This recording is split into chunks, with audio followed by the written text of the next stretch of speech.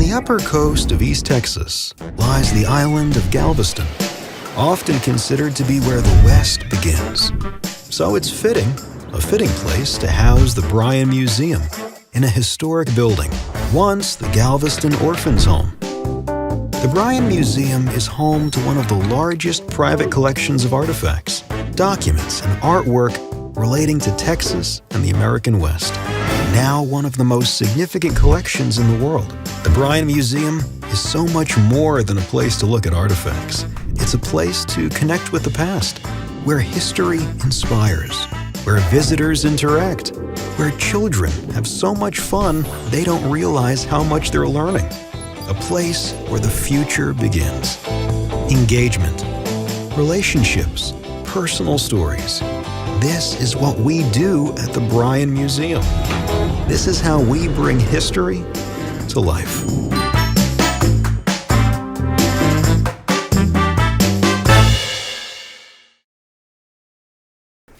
Hi, we're here at Parker Elementary in Galveston, Texas, and we're about to surprise two of the winners in the I Am Texas contest. Come on. How many of you have heard of that writing contest called I Am Texas? There are a few students from Miss Saunders Band's class that won last year's contest. Can you believe that? Yeah. And we are here today to announce who those students are. I want to honor our honorable mention winner for his letter. Maddox, where are you?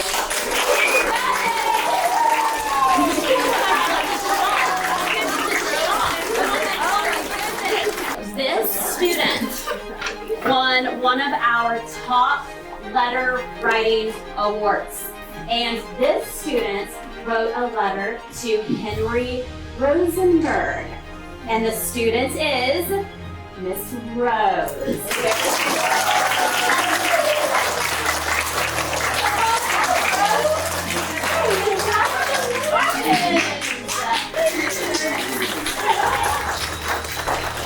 We can't wait to see you two, Rose, at our ceremony in November. All right? Let's give everyone a round of applause.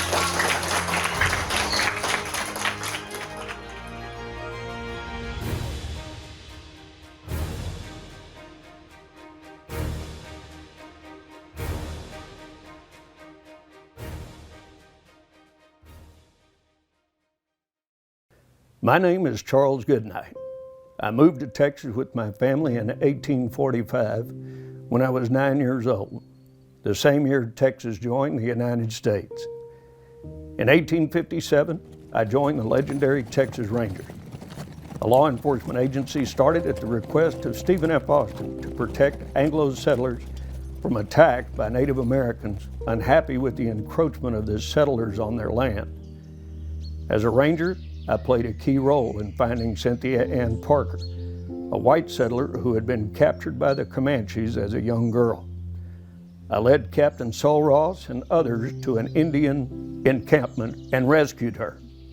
Sadly, Cynthia Ann didn't want to be rescued. She had spent 24 years with her Comanche family and had no interest in returning to her white relatives. Her baby daughter got sick and died.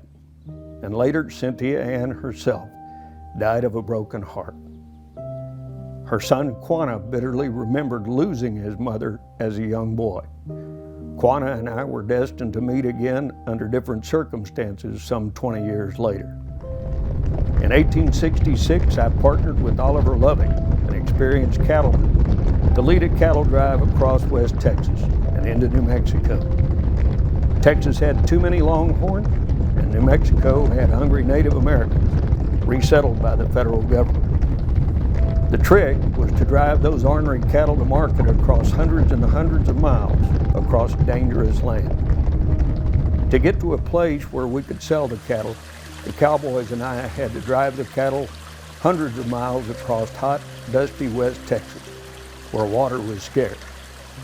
Crossing the Pecos River was especially treacherous, and many men, horses, and cattle had lost their lives on this river because by this point on the trail, the cattle were so thirsty They often stampeded to get to the water. On our second cattle drive in 1867, Oliver Loving and I disagreed on how we should proceed. He wanted to hurry ahead to Santa Fe, New Mexico to secure the best contracts for selling the cattle. I advised him to stay with the group because I knew there were still hostile Indians in the area. Oliver's decision to ride ahead ended up costing him his life. Take note of that wagon where we carried all our food and supplies on the trail. I invented that and named it after myself, the Chuck Wagon. Oliver and another cowboy were attacked by a band of Comanches, and Oliver was mortally wounded. I was able to make it to his deathbed in Fort Sumner, New Mexico, where he made me promise to take his body back to Texas after he died. On my return trip, after selling the cattle, that's exactly what I did. You can visit my friend Oliver Loving's grave in Weatherford, Texas. Forging a new cattle trail was dangerous work. Not only did we have to keep an eye out for hostile Indian tribes who didn't want us driving cattle through their land, we also had to be careful of bandits. They were looking to rob us of the money we made from selling the herd. Bad weather was also a threat. One crack of lightning could spook mules, horse, and cattle. Plus, there was no shelter in a thunderstorm. You just got wet. During the Civil War, in the early 1860s, I was stationed with the Frontier Regiment in the Texas Panhandle and fell in love with the Palo Duro Canyon. I decided that this would be a great place to settle down and start a ranch, which I did some 16 years later. Before I could move my cattle in, I had to move 10,000 bison. You might know them as buffalo. They grazed along the canyon walls. My cowboys and I fired a rifle over the bison's head to encourage them to move along, to find another place to graze. It wouldn't be too many years before almost all of the bison were gone. In 1876, I joined forces with John Adair to start the J.A. Ranch in Palo Duro Canyon. Never one to shy away from a problem, I figured out a system of getting all the supplies I needed down the 700-foot wall into the canyon where I wanted the ranch to be. In 1870, I married a school teacher from Texas named Molly. Life might have been lonely in the Palo Duro Canyon, but Molly had animals as her companions, including chickens and orphaned bison, whose parents had been killed. I made a better side saddle for Molly so she could ride safely around the ranch, and she encouraged me to breed bison to keep them from extinction. Remember that little Comanche boy, Quanah, whose mother I helped recapture and return her white relatives when I was a Texas Ranger? Well, he grew up to be a fierce warrior who led his braves in countless attacks on ranches and settlers. In 1878, we both realized that the days of the cowboys and Indians fighting were coming to an end. I made a treaty with Quanah. He agreed to stop raiding the cattle at the J.A. Ranch, and I promised to provide his band of Comanche fighters with 2 cattle every other day when they couldn't find food. Quanah and I became friends who had great respect for each other until his death in 1911. By 1878, most of the great southern bison herd had been slaughtered. I captured a young bull who I named Old Sykes to help rebuild the stock. He was one tough animal. One day, I tried to herd him back to his pen at the ranch, only he wasn't very interested in my suggestion. I bought and sold several ranches during the next 50 years. Molly and I retired to a ranch in Goodnight, Texas in 1890. Molly passed on in 1926, and I died peacefully in Arizona a few years after that. I accomplished many things in my life, but I am most proud of laying out a new cattle trail from Texas to New Mexico and on up to Wyoming. Also, almost every bison you see today in North America comes from my breeding stock created of the animals that Molly and I rescued. It's not a bad legacy if I do say so myself.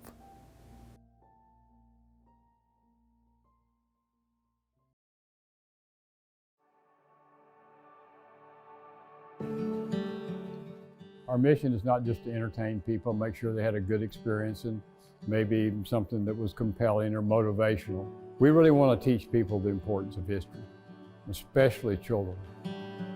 I'm really grateful that they have a museum in Galveston and that it's this one and that it has so much history inside of it.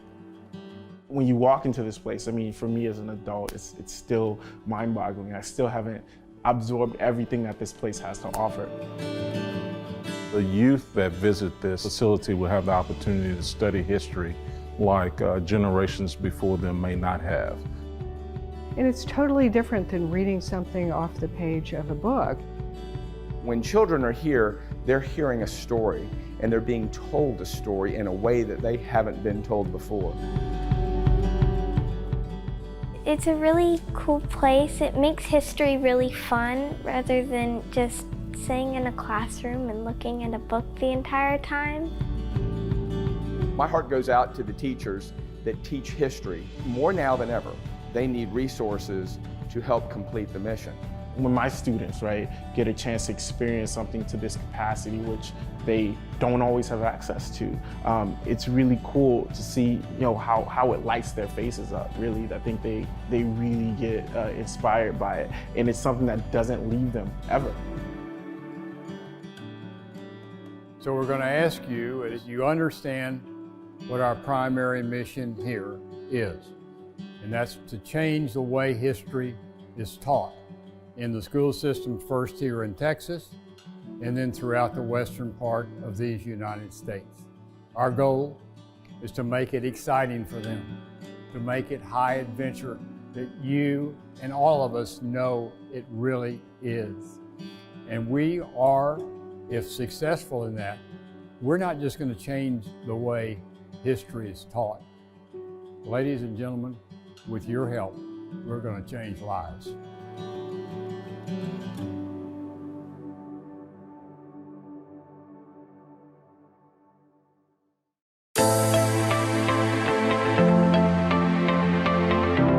Thank you so much for coming out as we celebrate I Am Texas, the world's largest published book.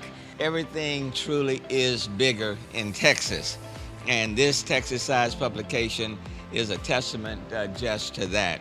We love getting to come together to give them the opportunity to make history by breaking a Guinness World Record for the largest published book in the world. And I'm really happy that my writing can be highlighted to so many others and can prove to be a lot of people can learn from it. I Am Texas is a Guinness World Record holder.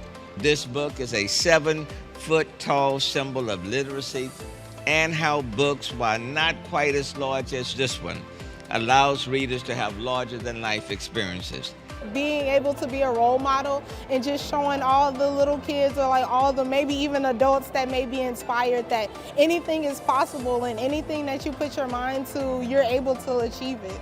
Student authors and illustrators in the 3rd through 12th grade provided poetry, short stories, and artwork, sharing their love for Texas and what it was like to truly embrace being a Texan. Therefore I, Sylvester Turner, Mayor of the City of Houston, hereby proudly proclaim August 11th, 2023 as I Am Texas Day in Houston, Texas, and encourage all citizens to recognize the integral part that literacy plays in uplifting our youth and community to higher standards and achievements. Congratulations and very well done.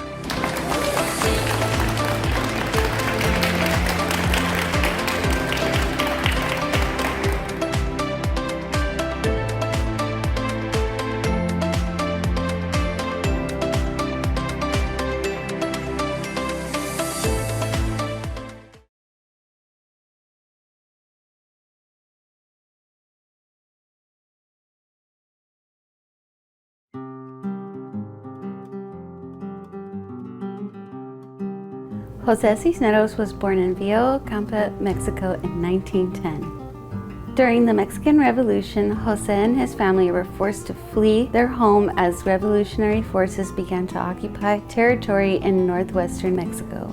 After relocating to Juarez at the insistence of his uncle, Jose began crossing the border on foot into El Paso to attend the Lydia Patterson Institute, a private Methodist school committed to teaching English as a second language and to forming bilingual and bicultural leaders for society. While attending school, Cisneros worked odd jobs such as delivering groceries. Sometimes he worked so late he couldn't get back across the border into Mexico and had to sleep in alleys or on public stoops. Cisneros eventually moved to El Paso and became a U.S. citizen in 1948. He worked for the El Paso City Lines as a transportation painter until he retired in the late 1970s. Although he painted buses for a living, Cisneros' true passion was in his art. Cisneros learned that he was colorblind at a young age. One art teacher told him to consider becoming a bricklayer instead of an artist.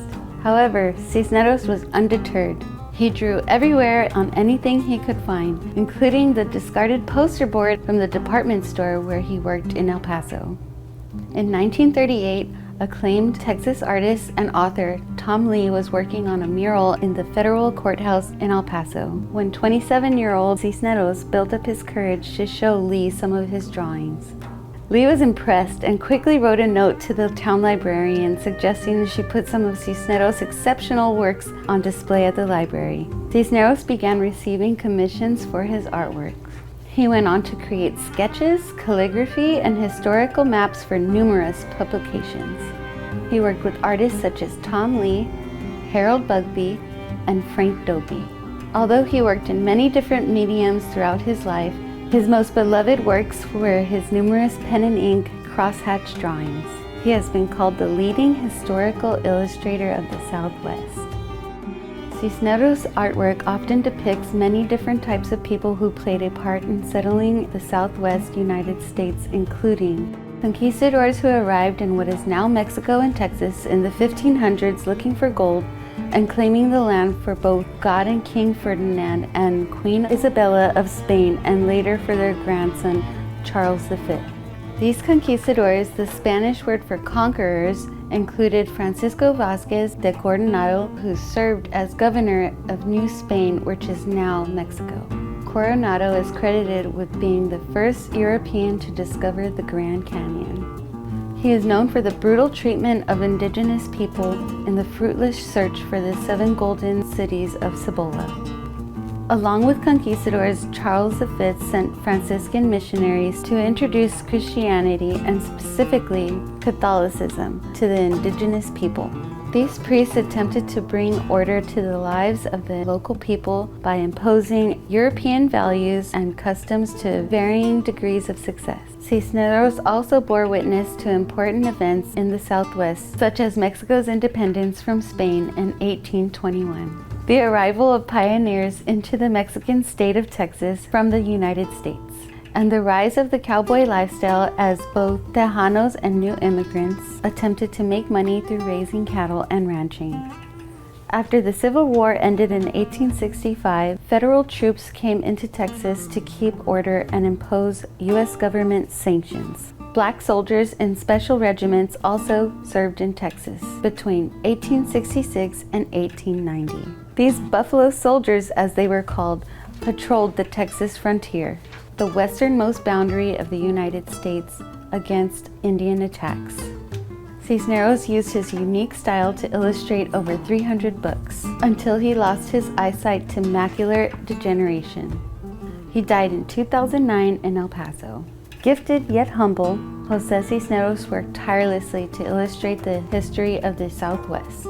And in doing so, he inspired future generations to overcoming any obstacles to achieve their dreams.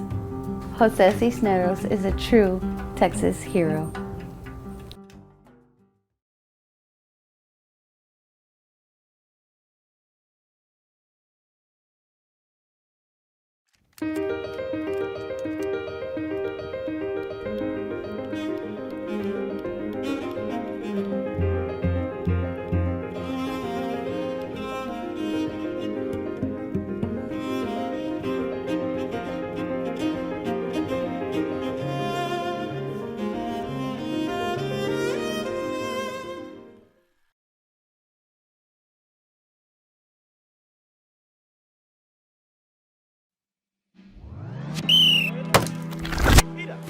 And this is the meat of the core. This is really what happened. And people don't understand how important it is to know where you came from, to know where you're going. My name is Robert Brown, NHISD. I coached for 40 years.